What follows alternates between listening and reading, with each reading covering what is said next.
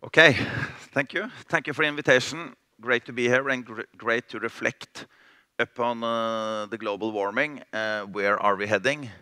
And of course, there's some news from the COP26 that I will try to incorporate.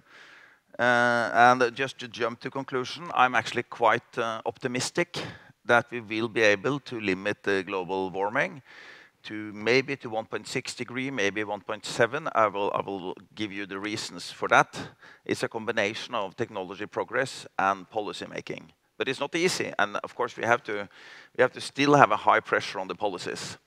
But to understand the future energy system, everything now is going to be substitution and convergence between energy forms that was previously quite separate. So we have to study this in a very integrated fashion. So that's why I'm starting to share with you our basically model of the global energy system. A quite complex slide, I apologize for that, but I'll take you briefly through it. On the left-hand side, you see the 10 sources of primary energy. That's about 600 exajoule. Then this energy have to be converted either to a molecule that is practical to use, like gasoline, or methane, or hydrogen. So that's the second column. All the refineries in the world, all the electrolyzers in the world. Then you have the third column, which is the energy converted to electrons, which is even better. So these are all the power plants in the world. And then this power or molecules have to be carried to the end user segments on the right-hand side, which is the buildings, the transportation sector, and the industries.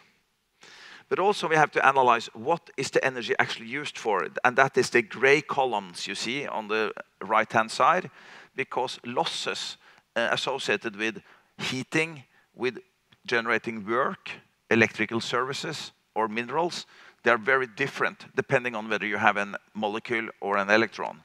So the energy landscape and the primary energy looks very different based on what kind of input sources you have to generate these different energy services.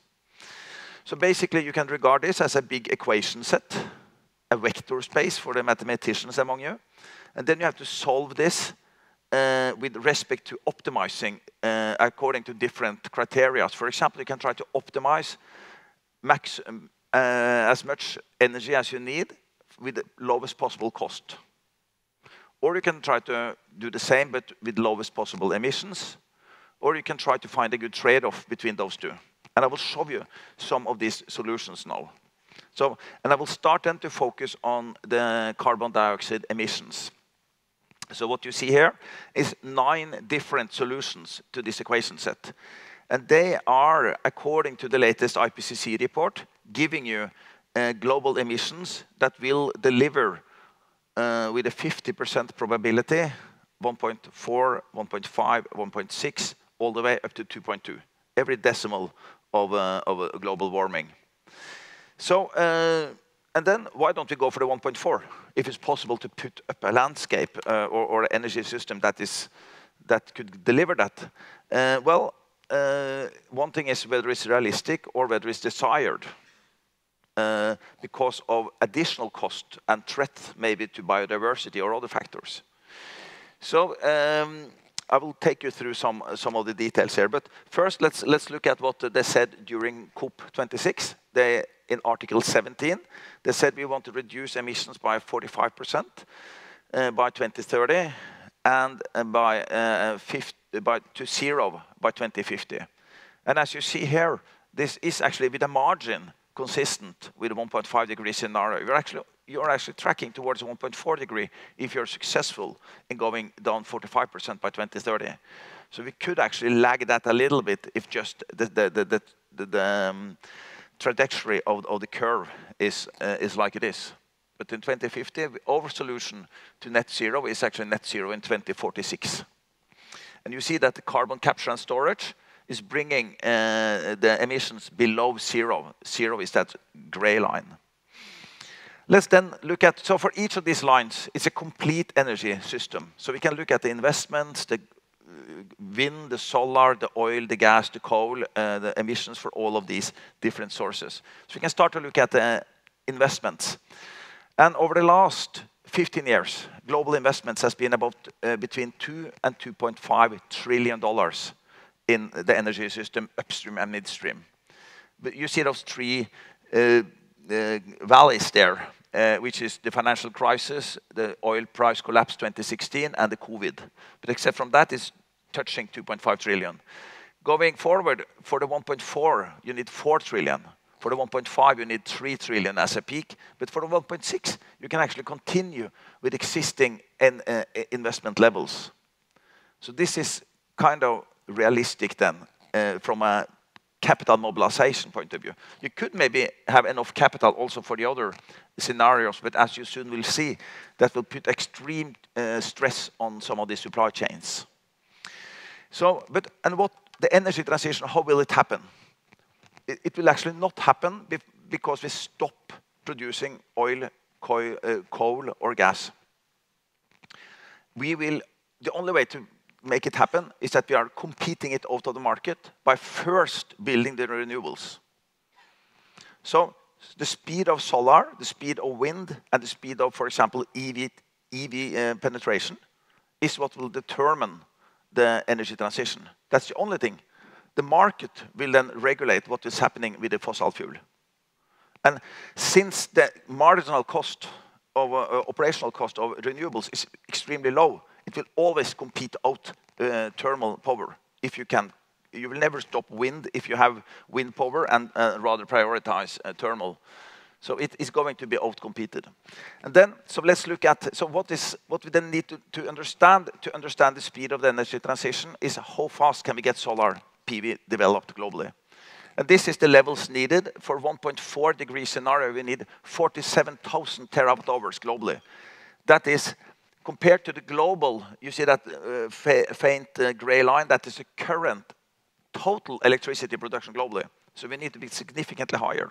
But at the 1.6, you can be at the current levels in 2040 for solar alone. But what you need then to implement in yearly deployment of new solar PV farms. Currently, we are at that purple line. You see we are down at 140 gigawatt implemented of solar last year. To get to the let's say 1.6 degree, you see we have to grow to 500 by 2026 and to 1,000 by 2030 and peak at 1,300 in the 2030s. That can be realistic, and I will try to convince you about that. The 1.4 and 1.5 going all the way up to 3,000 per year is completely unrealistic. You will not be able to 20-fold the current manufacturing capacity in less than 8 years. And by the way, it wouldn't make sense to build that enormous plant capacity and only need to use it for a few years. So it's more natural to let the infrastructure live for 2-3 decades also in terms of manufacturing capacity. And is this happening? Well, let's then look to make a reality check. We have to look at the capacity from the biggest producers. They're all Chinese. But these are the 4 biggest, about 50% of the market. It's Longi Solar, Trina Solar, JR Solar, and Jinko Solar. They are reporting well about their expansion plans. And they're doubling their capacity from 2020 to 2022. And you can track that on satellite photos, and you can see that in their annual reporting. And the solar PV manufacturing is 2 years ahead of the actual deployment, because you have to produce it, transport it, install it, etc. So, and they have already, as you see here on the right-hand side, already in 2022, they have 500 gigawatt of capacity. And that is what we needed by 2026 for the 1.6 degree scenario. And this is the visibility we have. But you only need to grow that by 10% per year and 5% from 2032 to be consistent with the 1.6 degree scenario. So there's no reason to, or it is a reason to believe that yes, we will be able to ramp up the capacity sufficiently. It's not a showstopper. A showstopper could be the polysilicon capacity. But the polysilicon capacity, you see that on the lower side, those are the 4 biggest producers. And we're also tracking them with satellite photos, with everything to see, is this going to happen? And they are actually not only doubling, they're increasing their capacity from 700,000 tons to 2 million tons in 2 years. And they only need to increase that capacity by 5% going forward to be consistent. And even here, you see the name of all these players. So in a way, if you don't believe it, just go into the annual reports and expansion plans for all of these players. So it's possible actually to be quite scientific about tracking the speed of the energy transition. So, but then you have a third thing. Well, we don't have space for all the solar panels globally. Then I would say what you need is innovation. You need to be smart, you need to be innovative. And I'll just give you a few examples. You can construct it in the road or above the road. Here you have multiple purposes, actually. And you can have the same machines, and you can put this out in existing roads in the night, flap, flap, flap, flap, extremely fast deployment. And you have benefits for bad weather protection, etc., for the roads with less, well, you have additional benefits. Or you can put it in between the lanes, like they've done in South Korea, or deep oceans, like Equinor project here, to even resist the winter storms in the North Sea. Or covering channels in India, like this is already done, to reduce the evaporation, which has a secondary effect that is very wanted. Or as curtains in buildings, or fill coal mines with water and put solar panels on, like they've done in China, this picture. So I don't say that this is the best solution what you have seen, but it's just an enormous room for innovation, and it's a lot of potential in floating and covering hydropower reservoirs and offshore. So we have the space for this. Okay, so let's then go to the other important source, which is wind. And Denmark has been the pioneer in global wind deployment, so congratulations. You have, like maybe Germany was for solar, and maybe Norway for electric cars. You have been that for wind, which has enormous importance globally. But wind has to be ramped up also extremely fast going forward to a level of more than 30 terawatt hours, 30,000 terawatt hours in 2040, if you are heading for the 1.4 degree scenario. But about 20,000 terawatt hours if you are heading for the 1.6 degree.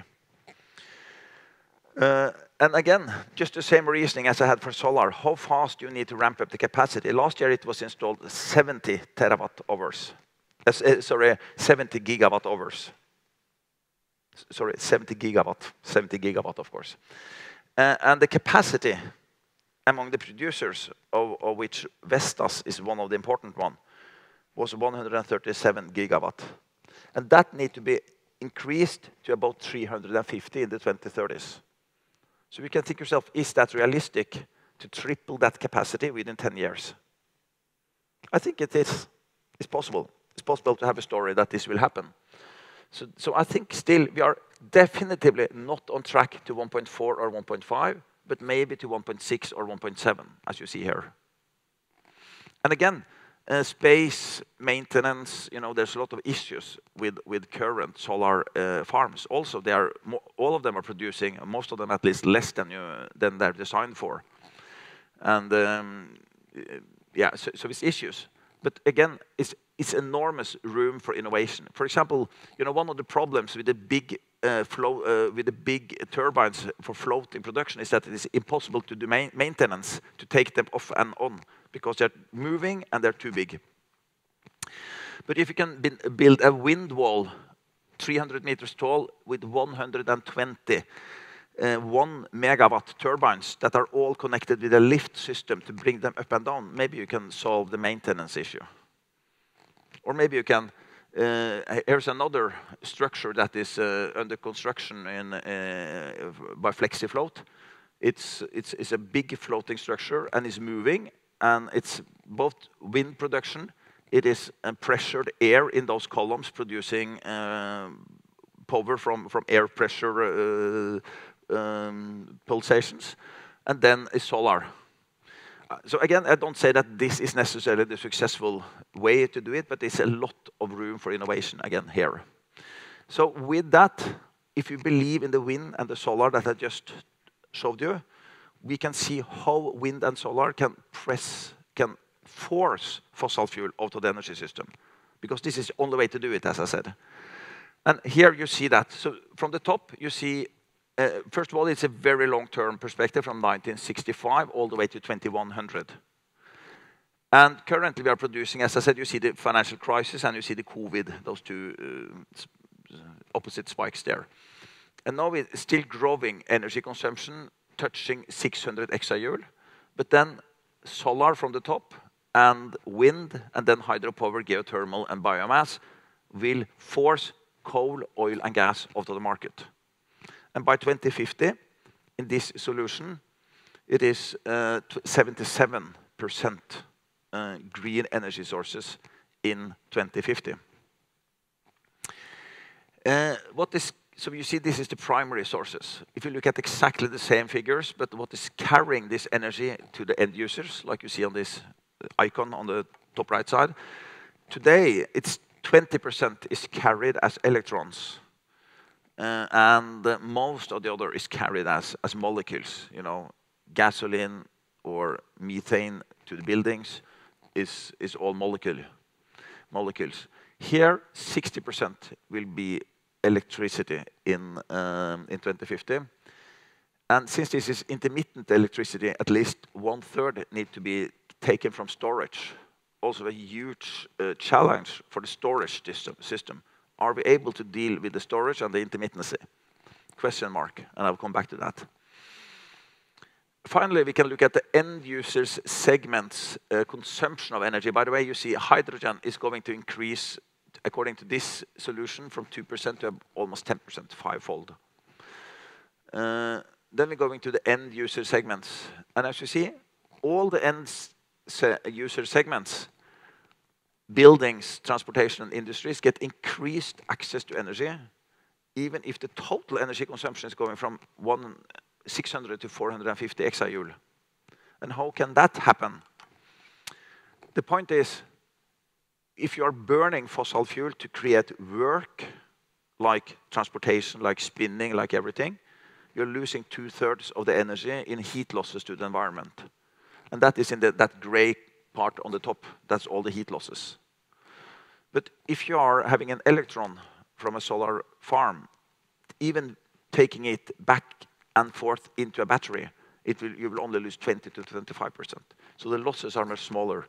And this explains how you can actually have less primary energy in the future, but still more energy access for the end users. So this is, here we have looked at global demographics. We have used the mean case of the UN population forecast. And we have looked at how India, how Africa, etc., will increase their standards of living, and that they are sourced with sufficient energy to do that. In US and Europe, energy consumption per capita has been trending down for 20 years due to energy efficiency. Okay, and then if you don't believe that it can be fast changes of the energy system, well, you can believe, well, we can change out our mobile phone from a Nokia to an iPhone in 5 years or 10 years. But energy system is big machines, it's huge infrastructure. It cannot be changed in 10, 15, or 30 years, or 20 years. Let's look at one example. This is from coal use in the transportation sector in America. It peaked in the 1920s at 200 million ton. Cyclical downturn in the 1930s, increased during World War II. And it was expected to grow a lot after the World War because they expected the growth in the American economy. And it was actually worried that they would not have enough coal to supply the big growth expected. But to make a long story short, in 15 years only, the consumption was down 97%. Because it was 3 big structural shifts at the same time.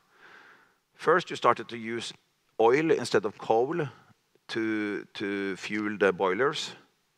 Then you started to replace the boilers with diesel engines. And finally, people went from traveling by train to traveling on the road. And those three structural changes completely changed it. And it's a huge infrastructure, associated infrastructure with the systems that was just completely forced out of the market. Let's look at what is happening now on the EV side. And this is the global sales month by month of EVs. And I actually just got in the October figures as well.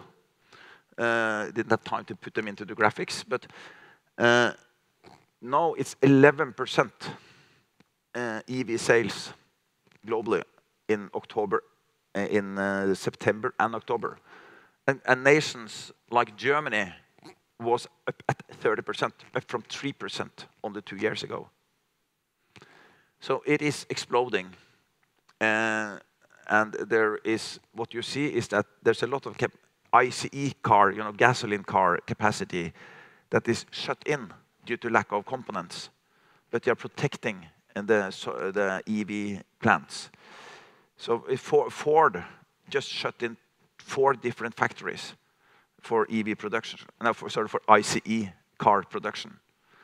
So this shift could happen very fast. This what you see on the right-hand side is the 80 million cars is the ambitions from those car manufacturers. That this is not including the Chinese one that are also important.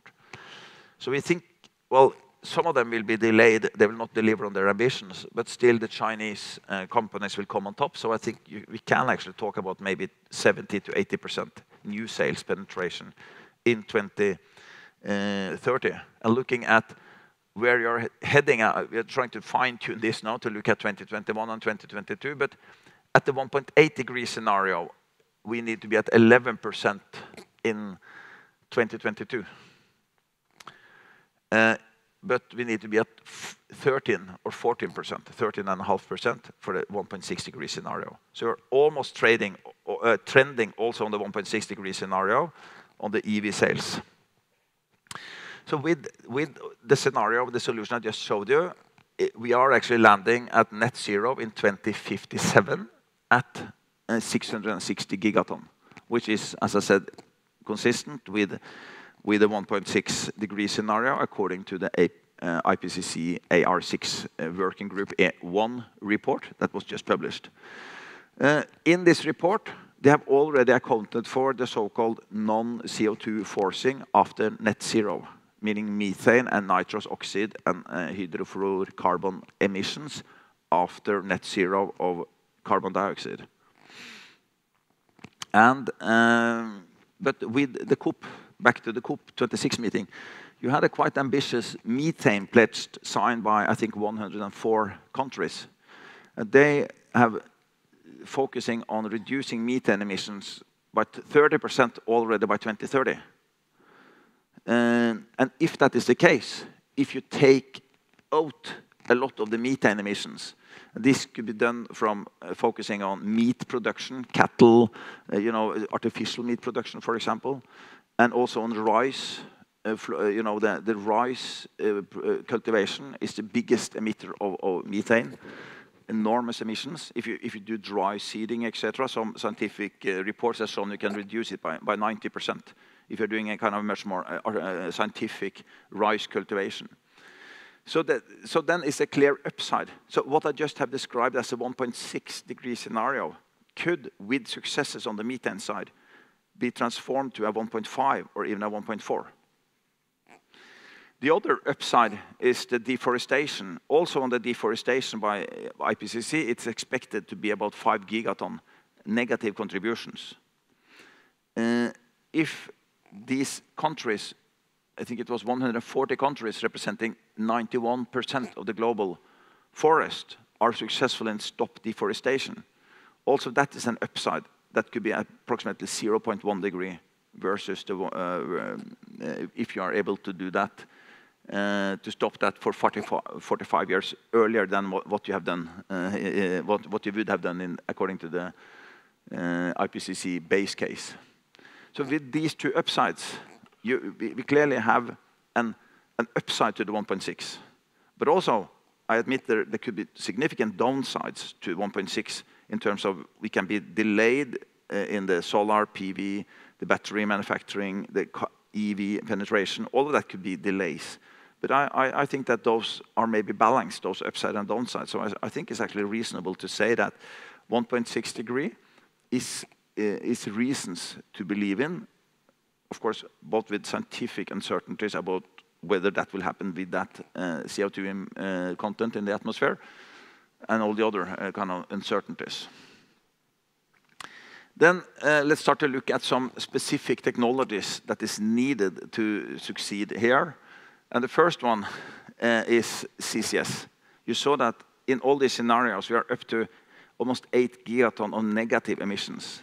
So this is to capture carbon dioxide from the refining sector, column 2, from the power generation sector, but also especially from the industries on the right-hand side. And then to sink that carbon dioxide into geological structures or also some other utilizations. And how big should and can this be, and how big and what does this mean? So in the scenario, the 1.6 degree scenario I just showed you, is actually 7.8 gigaton in 2050. In the start, most of it will be from blue hydrogen and from power generation. But towards the end, since these fossil fuel resources will decline a lot, it will be more from cement industry, chemical industry, and from direct air capture, or from CCS from biofuel and biomass, which is negative emissions. And how much is 7.8 gigaton? Some of you are oil people at least, and you know 100 million barrels per day is what you're producing of oil.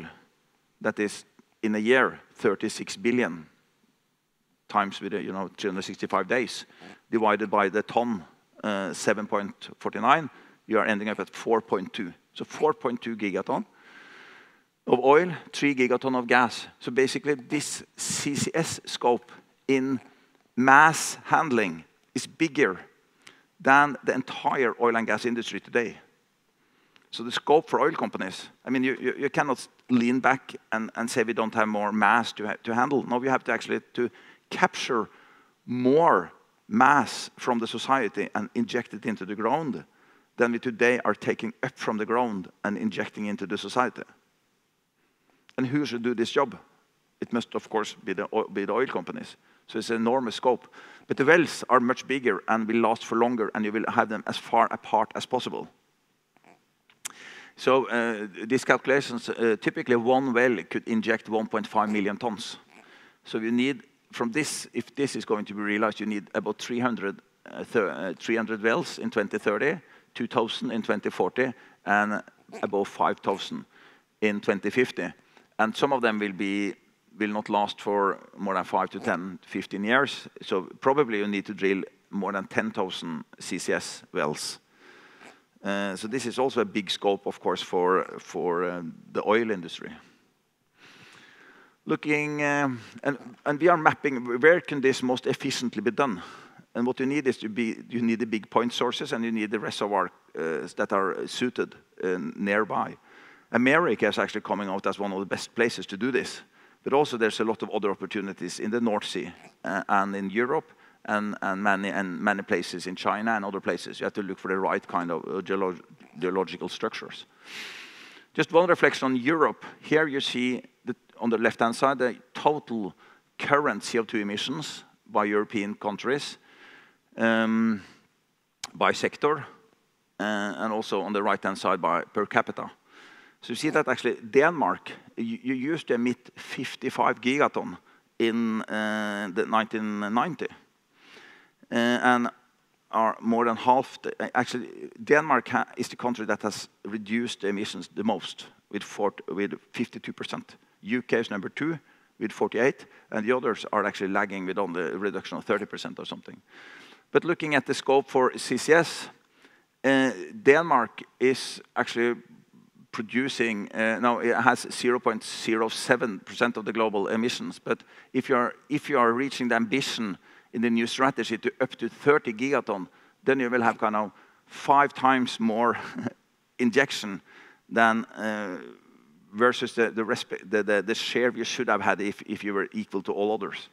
So on way, if you reach the high side of the ambitions that you have put up, you will be kind of a net sink that are up to 5 times better than the average globally in terms of capturing CO2. Okay, let's look at one other technology, is hydrogen. You need some molecules, especially to replace coal and gas in the industry sector. And you need also some molecules when the battery capacity will not be enough. And that could be produced from electrolyzers, the green cycle you see on the top, but also from methane. You can also produce, so that's blue and green, but you can also do electrolyzing. This will be a little bit confusing, electrolyzing of methane, which is blue and green at the same time. Then you get turquoise hydrogen, or you can use it from nuclear, because nuclear power plants will not be able to go up and down, and when you get nothing paid for your power in the middle of the day in a solar PV society, you can do something with that nuclear energy, produce hydrogen. That is pink hydrogen, and it's even more colors. I'll not give you all the details, but there's a lot of opportunities for this, but it only makes sense to produce hydrogen from electrons if you have no market for that electrons at that specific hour, because you're losing 60 to 70% of the energy if you're making it from an electron to a molecule and back to an electron. So it doesn't really make sense as an energy balance point of view, but you will get a lot of stranded electrons in the future due to the overcapacity of renewable that it will be. So this is the hydrogen market we see, growing from 70 million tons today to 350, as I say, 5-folding. Just one example, steel, we just got the first green steel from Sweden, SSAB, produced with hydrogen alone, with no emissions.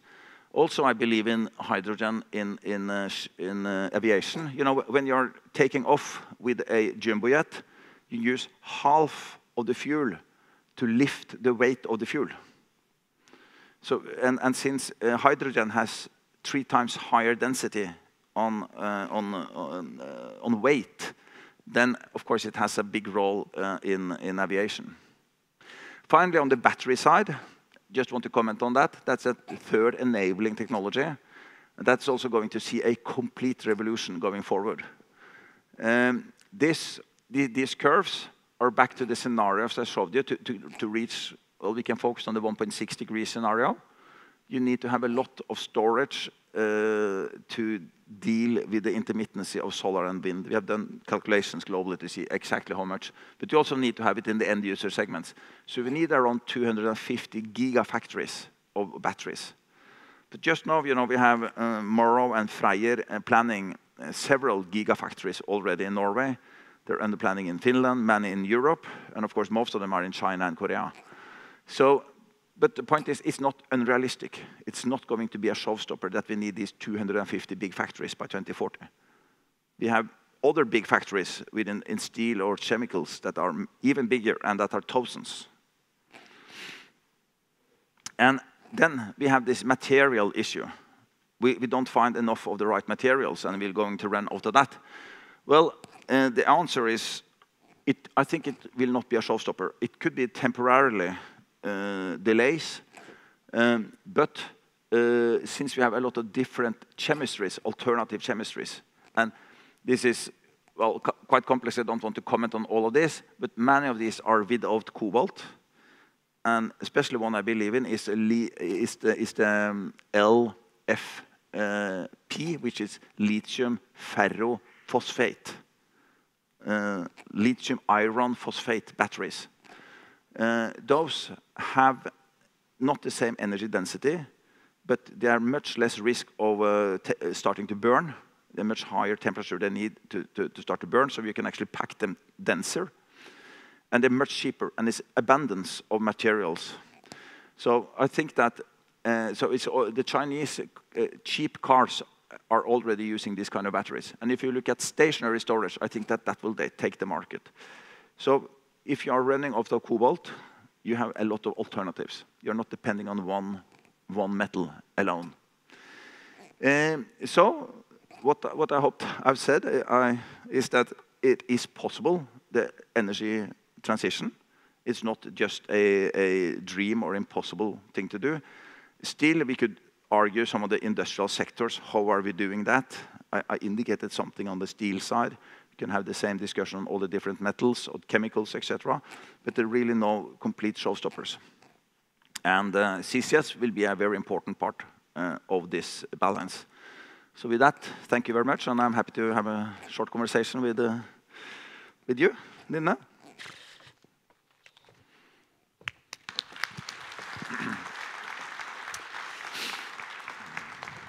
Well, thank you. Take any color you like. Well, thank you very much for this presentation, which was, I think, more optimistic than I had expected.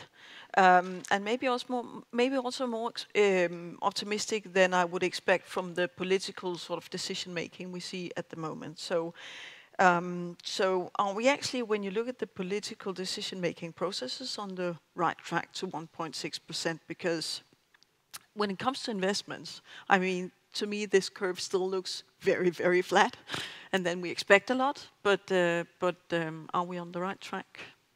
Yes, but let me comment on a few of these kind of objections that, or point of caution that people are often raising.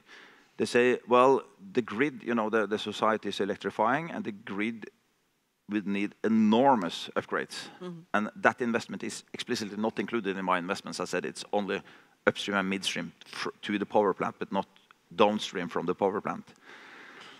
But I think, actually, that due to the success of batteries, you will be able to use the batteries to balance the grid to a completely different dimension of balancing than we have seen today. A lot of the grid capacity is designed for peak capacity. Mm-hmm.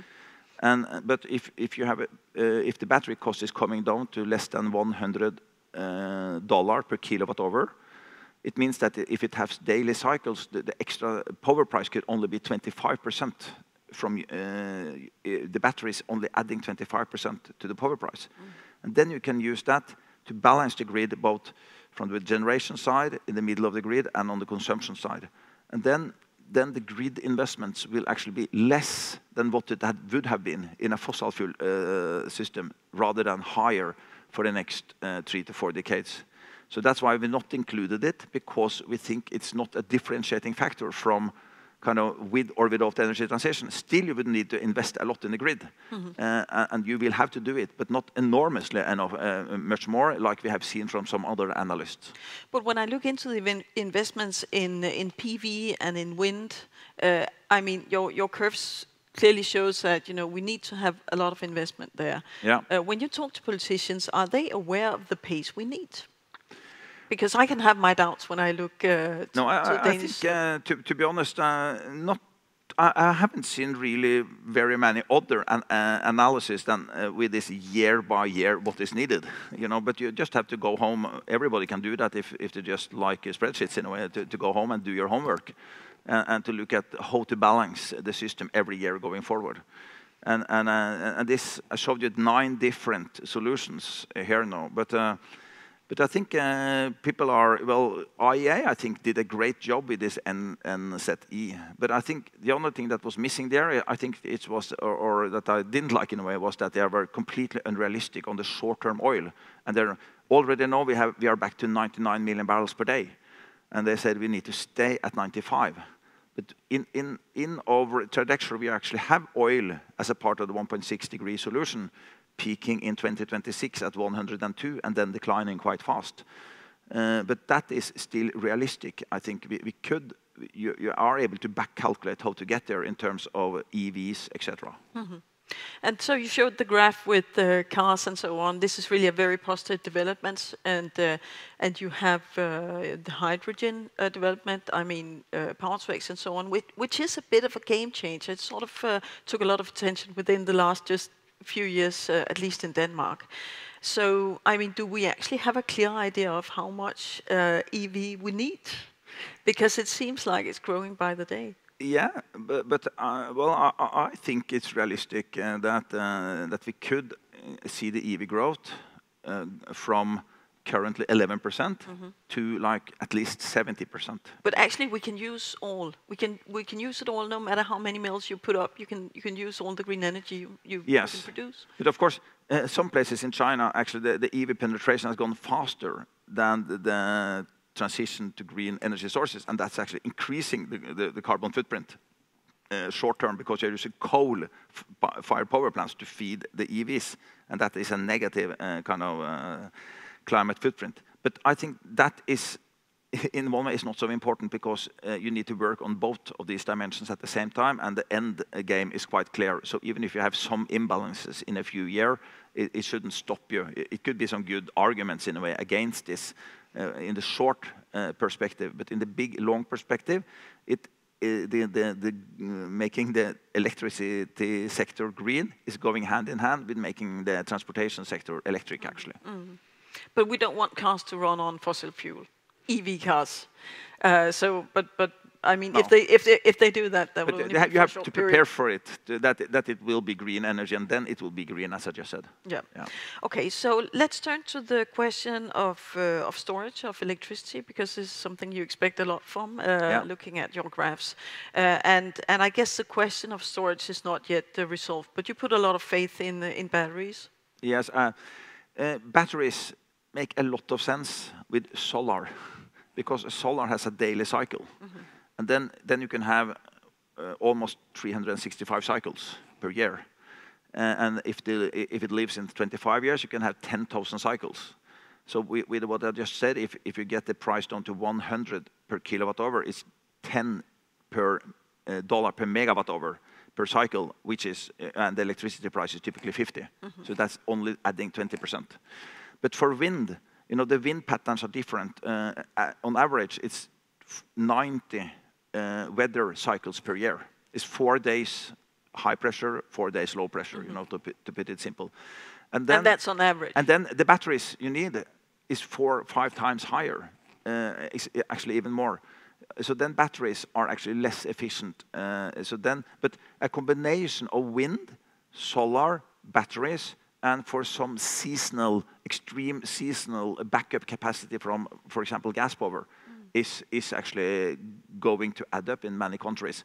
So for gas power, you need a lot of capacity when you need it, but you only need it for like 10 to 20 days a year.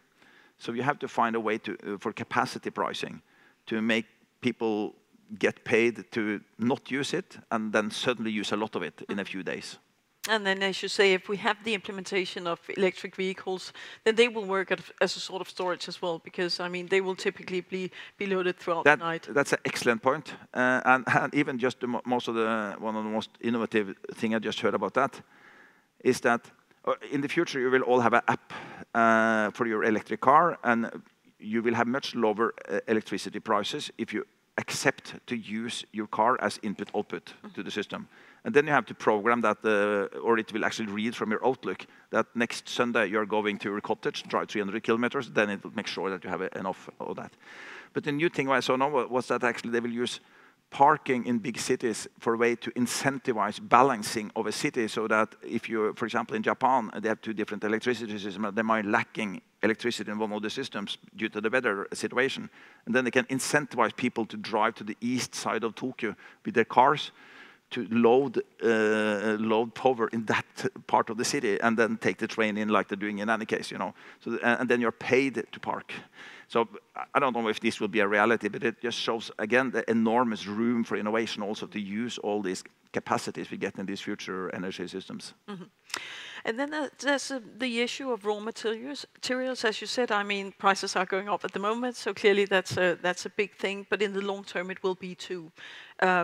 What's the perspective for reuse of batteries? Because I guess that will be needed too. It's huge potential. You know, you need a certain performance to use batteries in vehicles, but when that performance is deteriorating or going too low, maybe after 15 years, then you can reuse that battery for another maybe 50 to 30 years in the stationary storage in the grid, because then the weight is not the issue. And there's also a Norwegian startup actually that have developed the software so you just put it on used car batteries. They're already doing it. And immediately it maps all the kind of chemical status of that battery and decide what kind of usage is the best for that battery. Some can be used for quick charging, some for slow, etc., etc. So you just have that, actually that software already developed. So we just have a kind of a churchyard of batteries that are not actually a churchyard. It's a life after death. Yeah, yes. And we don't really yet know how long will these batteries last for when it goes. They seem to last for longer than you expected. Exactly. Many of these. Yeah. Okay, so when it comes to the future for the people in this room, we have a political discussion about CCS later. How long time do you think CCS will be relevant for? Is it like a temporarily? No, I think it will be a lasting need for it. You know, today we have 37 gigaton of emissions. And what I say here is we might need up to 8 gigaton of CCS. So still it's only 1/6 of the emissions today. But you know, for cement production, the molecule is a part of the process. So it's not energy-related molecule. It's just a molecule related to that, the raw materials for cement. And also for some other chemical processes is a part of the process, and other industrial processes.